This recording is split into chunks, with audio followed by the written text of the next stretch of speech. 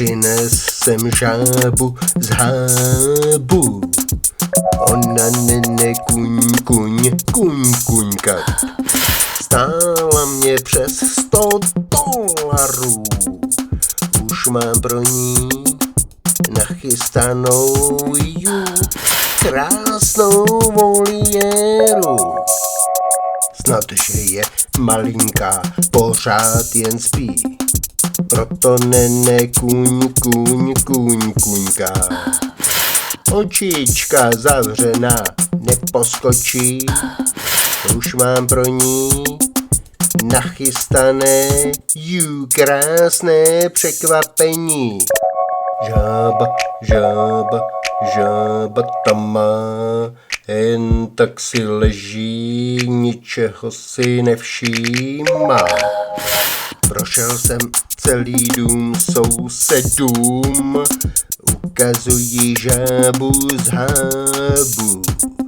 Oni se jen divně culí, proč mi nikdo neporadí, co dávat za krmení. Přišla ke mně přítelkyně, vidět chce žábu z hábu. Dívá se upřímně, tvář mou hladí, nic neříká, podivně se usmívá. Žába tam má, jen tak si leží, ničeho si nevšímá. Rodiče se vrací domů, otec žábu prozkoumá.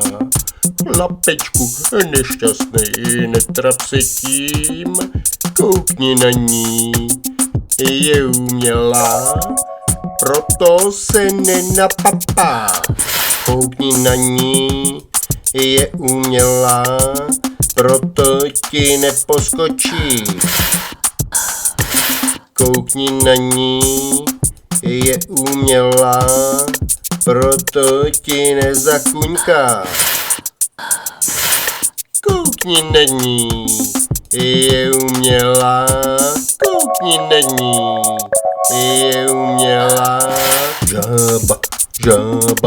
Žába tam má, na dobro mě vážně zklamala.